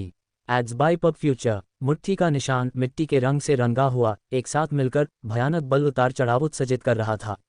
इसकी गति भयानक थी। मुट्ठी का निशान बहुत घना था, जिससे आसपास का स्थान सिकुड़ गया तथा छोटी छोटी काली दरारें पड़ गईं, जिनसे रीढ़ की हड्डी में सिहरन पैदा हो गई। पर्याप्त नहीं। अपनी आंखों में चमक के साथ वांग तेंग ने अपने 7वें स्तर के पृथ्वी डोमेन को हमले में शामिल कर दिया। धमाका। पृथ्वी की मुट्ठी के निशान से निकलने वाली लहरें और भी अधिक भयावह हो गईं। इसकी शक्ति 6ठे क्षेत्र की शक्ति के स्तर के करीब पहुंच गई, लेकिन अभी भी कम पड़ रही थी। बिना किसी हिचकिचाहट के वांग तेंग ने पृथ्वी की उत्पत्ति के द्वितीय श्रेणी के नियमों को प्रथम छाप में शामिल कर दिया, जिससे इसके बाहरी भाग पर जटिल और रहस्यमय कानून उभरकर सामने आ गए। 6ठे क्षेत्र की शक्ति। मुट्ठी के निशान के भीतर की शक्ति 6ठी क्षेत्र शक्ति तक पहुंच गई, लेकिन यह वहां नहीं रुकी। यह उत्पत्ति के नियमों की दूसरी श्रेणी की शक्ति की असाधारण शक्ति से सशक्त होकर ऊपर चढ़ना जारी रखा। ये शक्ति तेजी से 6ठे क्षेत्र की शक्ति के मध्य स्तर तक पहुंची और फिर धीरे धीरे रुक गई। हालांकि छठे क्षेत्र की शक्ति का मध्य स्तर 9वें क्षेत्र की शक्ति से तुलना नहीं कर सकता था जिसे वांग टेंग ने स्टेलर अकादमियों में प्रदर्शित किया था, फिर भी यह उसके सामने हेईशान रॉयल कबीले के युवक का सामना करने के लिए पर्याप्त था। धमाका। बिना किसी हिचकिचाहट के वांग टेंग ने पूरी ताकत से मुट्ठी का निशान छोड़ा। हेईशान शाही कबीले के शिष्यों में से एक युवक सिकुड़ गया, उसके चेहरे पर अविश्वास का भाव था। इस आदमी की मुट्ठी का निशान इतना भयानक कैसे हो सकता है? मैं हारूंगा नहीं। Ads by Pub Future. उसने दहाड़ लगाई जिससे उसके भीतर की सभी 5 शक्तियां फूट पड़ीं। 5 तत्वों का क्षेत्र उसके शरीर में समा गया जिससे उसकी सतह पर 5 रंगों के पैटर्न चमक उठे। इसके साथ ही उत्पत्ति की शक्ति उभरी। ये युवक वास्तव में हीशान रॉयल कबीले का गौरव था जिसने उत्पत्ति के 3 प्रकार के नियमों को समझा था, धातु, पृथ्वी और लकड़ी। इस समय तीनों उसके शरीर में एकीकृत हो गए जिससे उसके शरीर पर पैटर्न जटिलता और रहस्य के साथ स्पंदित होने लगे। वे पैटर्न कानून के रूनों जैसे थे जो कानून की शक्ति को दर्शाते थे। हेईशान सम्राट का शरीर उत्पत्ति के नियमों की शक्ति से युक्त था जिससे युवा वंशज का शरीर भयावह हो गया था तथा उसमें से एक अदृश्य किंतु सम्मोहक आभा निकल रही थी। वह सीधे आगे बढ़ा, हथेली के निशान बनाते हुए निडरता से वांग टेंग की मुट्ठी के निशान का सामना किया। धमाका। दोनों ओर से हुए हमले अचानक आकाश में टकराए जिससे तीव्र चमक उत्पन्न हुई जिससे आसपास का वातावरण हिल गया तथा चारों दिशाओं में बलों की लहरें फैल गईं। हथेली का निशान और मुट्ठी का निशान जोर से टकराए जिससे कुछ क्षण के लिए हवा में ही जम गए। ये दृश्य देखकर दर्शक अचंभित और अविश्वसनीय आश्चर्य से भर गए। ये दोनों व्यक्ति बहुत ही राक्षसी थे। ये सोचना भी विश्वास से परे था कि ब्रह्मांड स्तर के मार्शल योद्धा इतने शक्तिशाली हमले कर सकते हैं। उपस्थित योद्धा, जो अपने आप में विख्यात थे, असाधारण शक्ति रखते थे। फिर भी इस समय उन्हें शक्ति में भारी असमानता महसूस हुई। इसमें कोई तुलना ही नहीं थी। वे जानते थे कि वे इतने तीव्र हमलों का सामना नहीं कर सकेंगे। Crack crack. Ads by Pub Future. अचानक टूटने की आवाज गूंजी, अचानक और कर्कश, पूरे आकाश और पृथ्वी में गूंज उठी। देखने वाले लोग उत्सुकता से कांप उठे, उनकी आंखें चौड़ी हो गईं और वे टक्कर के बिंदु पर ध्यान केंद्रित करने लगे। उन्होंने हथेली के निशान पर दरारें देखीं जो एक श्रृंखलाबद्ध प्रतिक्रिया की तरह सभी दिशाओं में तेजी से फैल गईं और तुरंत ही पूरे विशाल हथेली के निशान को ढक लिया। हेईशान शाही कबीले का युवक आंखें फाड़े देखता रहा, अंदर तक हिल गया, परिणाम को स्वीकार करने में असमर्थ था। काउंसलर वांग टेंग के खिलाफ अपनी पिछली हार के दौरान उन्होंने इसे वास्तविक हार नहीं माना था क्योंकि उन्होंने अपनी पूरी ताकत नहीं लगाई थी। लेकिन इस बार जब उसने बिना किसी हिचकिचाहट के अपनी पूरी शक्ति लगा दी थी, तब भी उसने खुद को हांझू से पराजित पाया। ये कैसे संभव हुआ? प्रतिद्वंद्वी की ताकत उसकी अपनी ताकत से अधिक कैसे हो सकती है? काउंसलर ठीक था क्योंकि वह अकादमी मध्यस्थता एसोसिएशन का सदस्य था और उसमें जबरदस्त प्रतिभा थी। लेकिन उसके सामने ये हांझू कौन था? वह तो बस एक ब्रह्मांड अन्वेषक था। वह उससे कैसे मुकाबला कर सकता था? हेईशान शाही कबीले का युवक इसे स्वीकार नहीं कर सका। उसका दिल अनिच्छा से भर गया। लेकिन चाहे वह कितना भी अनिच्छुक क्यों न हो, ये बेकार था। धमाका। अगले ही क्षण हथेली का निशान एक जोरदार धमाके के साथ फट गया और असंख्य बल के टुकड़ों में बिखर गया जो सभी दिशाओं में बिखर गए और इसकी आघात तरंगें सीधे उसकी ओर बढ़ रही थीं। युवक की पुतलियां सिकुड़ गईं क्योंकि उसके सामने मुट्ठी का निशान टूटी हुई हथेली के निशान से निकली चमकदार ऊर्जा को तोड़ता हुआ उसकी आंखों में फैल गया। उस मुट्ठी के निशान के भीतर एक अलग ही साम्राज्य बसा हुआ था जहां एक विशाल तारा उगता था और एक गगनभेदी गर्जना के साथ नीचे गिर जाता था। धमाका। युवक का चेहरा पीला पड़ गया और वह बचने की कोशिश करने लगा, लेकिन तब तक बहुत देर हो चुकी थी। उस मुट्ठी के निशान की भयानक ताकत ने उसे सीधे घायल कर दिया। हेईशान सम्राट काया को सक्रिय करने के बावजूद उसके शरीर की हड्डियों से कर्कश चटकने की आवाजें निकल रही थीं जो हवा में गूंज रही थीं जिससे रीढ़ की हड्डी में सिहरन पैदा हो रही थी। सफलता। बचो। दो। उसने कितनी हड्डियां तोड़ी? छींटे। हेईशान शाही कबीले के युवक ने अचानक मुंह से खून उगल दिया। उसका पूरा शरीर पीछे की ओर उड़ गया और एक बार फिर पहाड़ पर जा गिरा। सेकंड समय। ये तो दूसरी बार हुआ था। टकराना। पहाड़ कांप उठा, अनगिनत पत्थर नीचे गिरे और युवक का शरीर उनके बीच धंस गया। ये दृश्य इतना भयानक था कि उसे शब्दों में बयान नहीं किया जा सकता। देखने वालों के चेहरों की मांसपेशियां फड़कने लगीं। कितना दुखद। वह कौन सी भयानक शक्ति थी जिसने उस युवक को बलपूर्वक पंचतत्व पर्वत के हृदयस्थल में फेंक दिया? दर्द एक बात थी, लेकिन मुख्य मुद्दा अपमान था। पहाड़ में धंस जाना, उसके भीतर धंस जाना, यह एक ऐसी शर्म की बात थी जिसे कोई भी प्रतिभाशाली व्यक्ति असहनीय पाता। वांग टेंग हवा में खड़े होकर अत्यंत शांत दृष्टि से नीचे खड़े युवक को देख रहे थे, मानो उन्होंने किसी साधारण योद्धा को हराया हो, न कि हेईशान शाही वंश के किसी प्रतिभाशाली युवक को। पब फ्यूचर द्वारा विज्ञापन। हेंग जांग मो और अन्य लोग आश्चर्यचकित थे, लेकिन तुरंत ही उनके चेहरे पर खुशी झलकने लगी। भाई हान, वांग टेंग को जल्दी से रोको। ये जांग शिननुओ और अन्य लोगों ने जब वांग टेंग को उस युवक को हराते देखा तो वे अंतरिक्ष यान के अंदर से चिल्ला उठे। धमाका। इस बीच दूसरी ओर वांग टेंग के क्लोन ने पहले ही 5 प्रकाश समूहों में से अधिकांश को भक्षण भंवर में चूस लिया था, जो एक राक्षसी जानवर के अपने शिकार को पूरा निगलने जैसा लग रहा था। दृश्य बहुत ही भयानक था। उस काले भंवर को देखकर रीढ़ की हड्डी में सिहरन दौड़ जाती थी। कोई भी उसके पास जाने की हिम्मत नहीं जुटा पाता था। वांग टेंग कुछ हद तक असहाय महसूस कर रहा था। ऐसा लग रहा था कि उसने हेशान शाही कबीले के युवक के साथ मामले को बहुत जल्दी सुलझा लिया था। अगर उसे पता होता तो वह थोड़ी और देर कर देता। अब ये जांग शिनुओ उसे अपना क्लोन बंद करने के लिए कह रहा था, जिसका मतलब था कि उसे एक और अभिनय करना होगा। ये वाकई थका देने वाला था। हालांकि 5 प्रमुख परिवारों के मार्शल योद्धाओं के सामने अपना रुख स्पष्ट करने के लिए वांग टेंग ने संकोच नहीं किया। वह तुरंत अपने क्लोन की ओर दौड़ा। ये लो, वांग टेंग ने दिखावटी ढंग से चिल्लाया और अपने क्लोन पर एक मुक्का मारा। हम्फ। क्लोन ने ठंडी सांस ली। उसके सिर के ऊपर एक काली भंवर घूम रही थी और उसने भी मुक्का मारा। पन्ना की चमकीली लौ बाहर निकली, जिससे एक हरे रंग की मुट्ठी का निशान बन गया। पब फ्यूचर द्वारा विज्ञापन। धमाका। दोनों मुट्ठियों के निशान हवा में टकराए। दोनों ने एक दूसरे को नष्ट कर दिया, लेकिन कोई भी ऊपरी हाथ हासिल करने में सक्षम नहीं था। वांग टेंग का मुख्य शरीर और उसका क्लोन दोनों ही 100 मीटर पीछे उड़ गए। हेंग जांग मो और अन्य लोग ये दृश्य देखकर खुशी से फूले नहीं समाये। हालांकि उनकी मुस्कुराहट तुरंत ही गायब हो गई जब उन्होंने काले भंवर को देखा, जो अभी भी अविचल था और 5 प्रकाश समूहों को अपने अंदर समाहित कर रहा था। अब और संघर्ष मत करो, ये बेकार है, क्लोन ने चिल्लाते हुए कहा। इन्हें निगल जाओ। धमाका। काले भंवर के भीतर से विस्फोटों की एक श्रृंखला गूंज उठी। टकराव के समय 5 प्रकाश समूहों में से अधिकांश को पहले ही भंवर में खींच लिया गया था। अब भंवर के अंतिम विस्फोट के साथ प्रकाश समूहों का बचा हुआ छोटा हिस्सा भी पूरी तरह से भंवर में डूब गया और सभी की आंखों के सामने गायब हो गया। आकाश और पृथ्वी पर सन्नाटा छा गया। ये कैसे हो सकता है? हेंग जांग मो और अन्य लोग पीले पड़ गए और अपने सामने के दृश्य को शून्य भाव से देखने लगे। उनके पूर्वज की शाश्वत अवस्था की अंतड़ियां उनके सामने ही निकाल ली गई थीं। वे केवल असहाय होकर देख सकते थे, कुछ भी करने में असमर्थ। 5 प्रमुख परिवारों का प्रत्येक मार्शल योद्धा इस परिणाम को स्वीकार नहीं कर सका। गुइजांग यान, युनजांग शियाओ और अन्य लोग बहुत गंभीर दिख रहे थे। उनकी नज़रें वांग टेंग पर टिकी थीं और वे चाहते थे कि वे उसे फाड़कर उन 5 प्रकाश समूहों को वापस ले आएं। लेकिन वे जानते थे कि वे वांग टेंग का मुकाबला नहीं कर सकते। पब फ्यूचर द्वारा विज्ञापन। वे केवल शक्तिहीन क्रोध से उबल सकते थे। हा हा हा। वांग टेंग के क्लोन से जोरदार हंसी फूट पड़ी, जिसमें संतुष्टि का भाव भी शामिल था।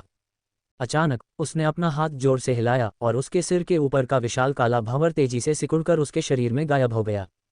तोहफे के लिए धन्यवाद। अनंत स्तर के अंतरिक्ष यान की दिशा में मुट्ठी उठाए हुए वांग टेंग का क्लोन प्रकाश की एक लकीर में बदल गया और क्षितिज की ओर बढ़ गया। वह बिना किसी हिचकिचाहट के चला गया। इससे पहले कि कोई कुछ प्रतिक्रिया कर पाता, उन्होंने एक धुंधली होती हुई आकृति देखी जो तेजी से उनकी दृष्टि से ओझल हो गई और पलक झपकते ही आकाश में गायब हो गई। अरे! गुइजांग यान ने अपनी मुट्ठियां कस लीं। वांग टेंग की हरकतों पर उसका गुस्सा चरम पर पहुंच गया। इस बदमाश ने न केवल उनका अवसर छीन लिया, बल्कि उनका मजाक भी उड़ाया। निस्संदेह उनकी नज़र में वांग टेंग के अंतिम शब्द व्यंग्य और उकसावे के अलावा कुछ नहीं थे, वास्तविक आभार नहीं। इस बार 5 प्रमुख परिवारों को बड़ा नुकसान हुआ है, ची यी ने प्रसन्नतापूर्वक कहा। वे 5 प्रकाश समूह क्या थे? उनकी प्रतिक्रियाओं से वे काफी मूल्यवान प्रतीत हो रहे थे। गोल्डन पीक सिटी का मोटा लड़का पूछे बिना नहीं रह सका। कौन जानता है? जुओगू ने मुस्कुराते हुए कंधे उचका दिए। लेकिन उनकी प्रतिक्रियाओं को देखते हुए ये निश्चित रूप से एक महत्वपूर्ण अवसर है।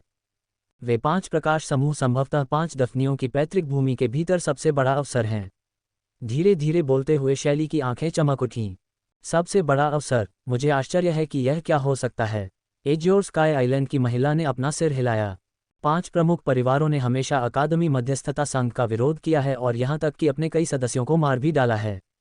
अब उनके पास अपनी पैतृक भूमि में सबसे बड़ा अवसर है जिसे उनमें से एक सदस्य ने छीन लिया है। क्या ये सिर्फ कर्म नहीं है? ची यी ने हंसते हुए कहा। लोग उस विशाल अंतरिक्ष यान को देखने से खुद को रोक नहीं सके। उनके हाव भाव कुछ अजीब थे। ध्यानपूर्वक विचार करने पर ऐसा प्रतीत हुआ कि मामला वास्तव में ऐसा ही था। क्या यह अजीब नहीं है कि किस्मत कैसे बदलती है? कौन जानता है कि 5 प्रमुख परिवारों के लोग इस समय क्या महसूस कर रहे होंगे। आसपास के दूसरे योद्धा भी इस मामले पर चर्चा कर रहे थे। कुछ लोग 5 बड़े परिवारों के दुर्भाग्य में खुशी महसूस कर रहे थे, जबकि अन्य लोग सहानुभूति महसूस कर रहे थे और अंतरिक्ष यान की दिशा की ओर देखते हुए अपना सिर हिला रहे थे। सफलता। बचो। 3 हिंग ज़ांग मो और अन्य लोग अनंत स्तर के अंतरिक्ष यान से बाहर उड़ गए। वांग टेंग के प्रस्थान को देखते हुए उनके चेहरे काले पड़ गए। मुझे खेद है, सभी लोग। मैं उसे रोक नहीं सका। वांग टेंग ने गहरी पश्चाताप के साथ सम्मानपूर्वक झुककर माफी मांगी। हिंग ज़ांग मो और बाकी लोगों ने उसकी ओर देखा, उनके हाव भाव बदल गए। आखिरकार उन्होंने आह भरी। भाई हान, माफी मांगने की कोई जरूरत नहीं है। हम जानते हैं कि आपने अपना सर्वश्रेष्ठ प्रयास किया। हाँ भाई हान, आपको खुद को दोष देने की जरूरत नहीं है। आपने पहले ही हमारी बहुत मदद की है, ये ज़ांग जिन्नुओं ने कहा। मुझे सचमुच खेद है। वांग टेंग ने अपना सिर हिलाया। बस अब बहुत हो गया, अब अवसर चला गया है, अब यहाँ और रुकने का कोई मतलब नहीं है। चलो वापस चलते हैं और अपने परिवार के मुखियाओं को बताते हैं कि क्या हुआ, ताकि वे तैयारी कर सकें, हेंग ज़ांग मो ने सुझाव दिया। गुइज़ांग यान, युनज़ांग शियाओ और अन्य लोगों ने गंभीरता से सिर हिलाया। ईशान शाही कबीले के युवक के बारे में क्या? वांग टेंग 5 प्रमुख परिवारों की राय जानने वाला था। भले ही वह ईशान शाही कबीले के युवक को मार डाले, फिर भी उन्हें दोष सहना पड़ेगा। हालांकि जब उसने नीचे देखा तो युवक कहीं नहीं दिखाई दिया। वह चला गया। हिंग ज़ांग मो और अन्य लोगों ने भी युवक के गायब होने पर ध्यान दिया। उनके चेहरे थोड़े बदल गए। क्या तुमने देखा कि वह कब भाग गया? गुइज़ांग यान ने भौहें सिकोड़ते हुए पूछा। Ads by Pub Future. सबने अपना सिर हिलाया। दूर से ही ची यी और अन्य लोगों के हाव भाव थोड़े बदल गए थे। युवक उनकी नाक के नीचे से गायब हो गया था। यह उल्लेखनीय था।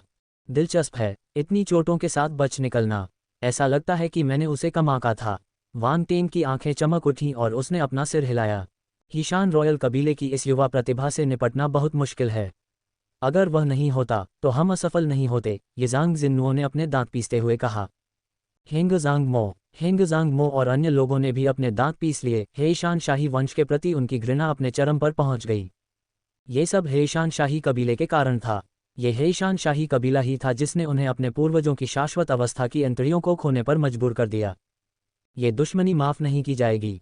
5 प्रमुख परिवारों के योद्धाओं ने काफी देर तक उस युवक की तलाश की, लेकिन उसका कोई सुराग नहीं मिला। अंत में उन्हें हार माननी पड़ी। चल दर, वे और अधिक देर तक नहीं रुके। वे अनंत स्तर के अंतरिक्ष यान में सवार हो गए और सीधे उस आयामी दरार के स्थान की ओर बढ़ गए जहां से वे आए थे। Ads by Pub Future. ये देखकर ची यी, ज़ुओबू और अन्य जैसे विभिन्न गुटों की प्रतिभाओं ने भी अवसरों की तलाश में अपनी योजनाएं छोड़ दीं। वे जिस दिशा से आए थे उसी दिशा में तेजी से आगे बढ़े। दूसरी ओर छाया 11 ने धीरे से पूछा, छाया 9, हमें क्या करना चाहिए? हम क्या कर सकते हैं? शैडो 9 ने उसे तिरस्कार भरी नज़र से देखा और मुंह फेर लिया। पहले वापस चलते हैं। उम्मीद है कि उस आदमी ने जो तरकीबें हमारे साथ छोड़ी हैं, उनका पता नहीं चलेगा। ठीक है। शैडो 11 ने सिर हिलाया और फिर टिप्पणी करने से खुद को रोक नहीं सका। वह आदमी बहुत राक्षसी है। ये कल्पना करना कठिन है कि स्टेलर अकादमियों में ऐसे राक्षस मौजूद हैं। तुम क्या सोच रहे हो? स्टेलर अकादमियां चाहे कितनी भी शक्तिशाली क्यों न हो, मुझे नहीं लगता कि वहां हर कोई उसके जैसा है। काउंसलर वांग टेंग शायद स्टेलर अकादमियों के भीतर भी शीर्ष प्रतिभाओं में से एक है। बहुत कम लोग उसकी बराबरी कर सकते हैं। शैडो 9 की आंखों में चमक थी। कोई आश्चर्य नहीं कि वह ब्रह्मांड मंच पर अकादमी मध्यस्थता संघ का पार्षद बन सकता है। मैंने सुना है कि अकादमी मध्यस्थता संघ के पार्षद ज्यादातर स्वर्ग मंच पर हैं। हम ऐसे प्रतिभाशाली व्यक्ति की हत्या करने में बदकिस्मत हैं। शैडो 11 ने अपना सिर हिलाया। शैडो 9 भी अंदर से बहुत निराश था। इस बार उनका सामना वाकई एक मुश्किल प्रतिद्वंद्वी से हुआ था, जिसे वे छू भी नहीं सकते थे। हराना तो दूर की बात थी। अल्पविराम। पैतृक भूमि की दरार पर 5 दफन सितारों के बाहर कई अंतरिक्ष यान शून्य में मंडरा रहे थे और कई लोग 5 दफन सितारों के केंद्र में स्थित आयामी दरारों को देख रहे थे। 5 प्रमुख परिवारों के 5 मुखिया 5 दफन सितारों पर क्रॉस लेग बैठे थे। उनकी आंखें बंद थीं, जैसे कि वे बाहरी दुनिया के प्रति उदासीन थे। हालांकि वास्तव में उनकी आध्यात्मिक शक्ति आयामी दरार पर स्थिति का निरीक्षण करने पर केंद्रित थी। पुश्तैनी जमीन बंद होने का समय नजदीक आ रहा था। 1 महीना बहुत जल्दी बीत गया था और सिर्फ 3 दिन बचे थे। लेकिन अब तक कोई भी बाहर नहीं आया। उन्हें नहीं पता था कि अंदर क्या हुआ था। वे बाहर हैं। अचानक एक अंतरिक्ष यान से एक आवाज आई, जिसने वहां उपस्थित सभी लोगों का ध्यान अपनी ओर खींचा। 5 परिवार के मुखियाओं ने अचानक अपनी आंखें खोली और आयामी दरार की ओर देखने लगे। उनकी आंखों में प्रत्याशा झलक रही थी। सभी गुटों की प्रतिक्रिया अवशोषित और परिष्कृत। एक के बाद एक आकृतियां आयामी दरार से बाहर उड़ीं। 5 परिवार के मुखिया उन आकृतियों को दिल से घूर रहे थे। इन योद्धाओं का चले जाना उनके परिवारों के लिए एक क्षति थी, लेकिन वे उन्हें रोक नहीं सके। आखिरकार वे ही थे जिन्होंने इन लोगों को अंदर आने दिया। अब वे केवल इस कड़वी गोली को निगल सकते थे। कुछ ही देर में लोगों का एक समूह एक साथ आयामी दरार से बाहर निकला और उन्हें आश्चर्य हुआ कि वे कोई और नहीं बल्कि 5 प्रमुख परिवारों के विलक्षण योद्धा थे। अंततः परिवार के 5 मुखिया अधिक देर तक शांत नहीं बैठ सके और एक के बाद एक उठ खड़े हुए। हालांकि जब उन्होंने हेंगजांग मो और अन्य लोगों के उदास चेहरे देखे तो उनके दिलों में अचानक एक आशंका पैदा हो गई। ये हो सकता है। हेंगजांग मो ने हेंगजांग चुवान की ओर अपना सिर हिलाया, जिससे उसका दिल घाटी की तलहटी में डूब गया। इससे अधिक कुछ कहने की आवश्यकता नहीं है। हेंगजांग मो और अन्य लोगों के हाव भाव ने पहले ही सब कुछ स्पष्ट कर दिया था। क्या हो रहा है? हेंगजांग चुवान ने भौहें सिकोड़कर आवाज के जरिए पूछा। एड्स बाय पब फ्यूचर, पूर्वजों की शाश्वत अवस्था वाली आंतरिक संरचना प्रकट हुई। हमने अपने मुख्य शरीरों को नष्ट करने के लिए शाश्वत स्तर के अंतरिक्ष यान और शाश्वत स्तर के रून तोपों का उपयोग किया, लेकिन वांग टेंग ने उन्हें छीन लिया। हेंगजांग मो ने संक्षेप में स्थिति का वर्णन किया। पूर्वज की अनंत अवस्था वाली अंतड़ियां प्रकट हो गईं। तो अफवाहें सच थीं। वांग टेंग, हेंगजांग मो के शब्द 5 परिवार के मुखियाओं के कानों में पड़े, जिससे उनके चेहरे के भाव बदल गए। उनकी आंखों में अविश्वास की झलक दिखाई दी। लानत है अकादमी मध्यस्थता संघ के उस पार्षद पर। उसने वास्तव में शाश्वत चरण के अंत को निकाल लिया। हेंगजांग मो के शब्द 5 परिवार के मुखियाओं के कानों में पड़े, जिससे उनके चेहरे के भाव बदल गए। उनकी आंखों में अविश्वास की झलक दिखाई दी। पिछले कुछ पार्षद या तो 5 ब्यूरियल स्टॉस पर लड़ाई में हार गए या निराश होकर चले गए, जिससे उन्हें लगा कि अकादमी मध्यस्थता एसोसिएशन के पार्षद कुछ खास नहीं थे। इसके अलावा इस बार जो पार्षद प्रकट हुआ वह केवल एक ब्रह्मांड चरण का मार्शल योद्धा था, जो पिछले स्वर्ग चरण या ब्रह्मांड चरण के मार्शल योद्धाओं से कहीं अधिक हीन था। इसलिए उन्होंने उस पर ज्यादा ध्यान नहीं दिया। हालांकि जब वांग टेंग पहली बार सामने आया तो वे उसे नहीं देख सके, लेकिन विशाल ब्रह्मांड में अपने क्षेत्र और प्रतिभा को छिपाने के अनगिनत तरीके हैं। पिछले पार्षद कोई अपवाद नहीं थे। अंत में वे फिर भी हार गए। तथापि अब हेंगजांग मो ने उन्हें बताया कि शाश्वत चरण के आंतरिक अंगों को पार्षद वांग टेंग ने छीन लिया है। उन्होंने सावधानीपूर्वक गणना की थी, विभिन्न गुटों को आकर्षित किया था और यहां तक कि एक शाश्वत स्तर का अंतरिक्ष यान भी तैनात किया था। फिर भी अंत में शाश्वत स्तर के आंत फिर भी छीन लिए गए। एड्स बाय पब फ्यूचर, यह अस्वीकार्य था। प्रारंभ में वे हेईशान शाही कबीले से सावधान थे। दरअसल उन्हें शाश्वत अवस्था मूल जानवर के बारे में ज्यादा जानकारी नहीं थी। यहां तक कि उनके परिवारों के पिछले मार्शल योद्धा भी 5 शाश्वत अवस्था मूल जानवरों को देखने के लिए पंचतत्व पर्वत के केंद्र तक कभी नहीं पहुंचे थे, इसलिए वे निश्चित नहीं हो सकते थे कि वे शाश्वत अवस्था के अंत थे। लेकिन हेईशान शाही कबीले के प्रकट होने से उन्हें अपने परिवार के कुछ रिकॉर्ड याद आ गए। हेईशान शाही कबीले ने सावधानीपूर्वक योजना बनाई थी, शायद शाश्वत स्तर के आंतरिक अंगों को निशाना बनाकर। यही कारण था कि उन्होंने शाश्वत स्तर के अंतरिक्ष यान को तैयार करने, उसे विशेष तरीकों से सील करने और हेंगजांग मो और अन्य लोगों को पैतृक भूमि में इसे लाने की अनुमति देने में कोई कसर नहीं छोड़ी। अंत में शाश्वत अवस्था का अंतःस्राव प्रकट तो हुआ, लेकिन उसे फिर भी छीन लिया गया। जिस व्यक्ति ने शाश्वत चरण का विसरा लिया वह हेईशान रॉयल कबीला नहीं था, बल्कि पार्षद वांग टेंग था, जो उनकी उम्मीदों से परे था। उन्होंने हर एहतियात बरता था, फिर भी अंत में उनके पास कुछ भी नहीं बचा। उनकी सारी गणनाएं व्यर्थ हो गईं। 5 परिवार के मुखिया कैसे क्रोधित नहीं हो सकते थे? इस समय वे इतने निराश थे कि उन्हें खून थूकने का मन कर रहा था। चीही, जुओगो और अन्य लोग क्रमिक रूप से आयामी दरार से बाहर निकले, दिशा का पता लगाया और अपने अपने गुट के जहाजों की ओर उड़े। छाया 9 और छाया 11 मायावी छाया के रूप में बने रहे, उनकी उपस्थिति छिपी रही और वे सीधे छाया किले के प्राचीन युद्धपोत पर लौट आए। गोल्डन पीक सिटी का मोटा ताज़ा लड़का गोल्डन पीक सिटी के शानदार सुनहरे जहाज की ओर इत्मीनान से उड़ता हुआ दिखाई दिया, जो देखने में कुछ डांट खाने लायक लग रहा था। एज्योर स्काई आइलैंड की महिला एज्योर स्काई आइलैंड के जहाज पर वापस लौटी और बीचुनरोह नाम की खूबसूरत महिला से मिली। एड्स बाय पब फ्यूचर, वहां उपस्थित शक्तिशाली गुटों को पैतृक भूमि में घटित घटनाओं के बारे में शीघ्र ही पता चल गया और वे सभी अत्यंत आश्चर्यचकित हुए। अनंत अवस्था मूल के पशु, प्रकाश के 5 गोले, एक शाश्वत स्तर का अंतरिक्ष यान। इन शब्दों के आने से विभिन्न ताकतों के शक्तिशाली व्यक्तियों को यह आभास हुआ कि कुछ गड़बड़ है। वास्तव में पैतृक भूमि में कई ऐसे रहस्य छिपे थे जो बाहरी लोगों के लिए अज्ञात थे। और ब्लैक स्कल यूनिवर्स पायरेट्स का वह युवक, उसकी ताकत अप्रत्याशित रूप से भयानक थी, जो विभिन्न गुटों के विलक्षण मार्शल योद्धाओं से कहीं ज्यादा थी। सामान्यतः ब्लैक स्कल यूनिवर्स समुद्री डाकू प्रमुख गुटों के बराबर थे और उनके विलक्षण लोगों की ताकत में बहुत अधिक अंतर नहीं होना चाहिए था। हालांकि ची यी, जुओबू और अन्य लोगों के अनुसार ब्लैक स्कल स्टारी पायरेट्स के उस युवक की ताकत उनसे कहीं अधिक थी। इससे विभिन्न गुटों के शक्तिशाली व्यक्तियों को लगा कि कुछ गड़बड़ है, लेकिन वे यह अनुमान नहीं लगा सके कि वह युवक हिशान शाही कबीले से था। हिशान शाही कबीला पहले से ही बेहद रहस्यमय था और बाहरी लोग उसे आसानी से अपने साथ नहीं जोड़ पाते। वांग टेंग ने अंततः प्रकाश के 5 गोले छीन लिए। व्हाइट नाइट यूनिवर्स पायरेट्स से Pearson, red dragon universe pirates से शीर, लोंगलापा साम्राज्य से ड्यूकिया हिंग और एज्योर स्काई आइलैंड से भी चुनरो, सभी की आंखों में विचारों की चमक थी। ये परिणाम भी उनके लिए अत्यंत अप्रत्याशित था। अकादमी मध्यस्थता एसोसिएशन के उस पार्षद में कितनी ताकत थी।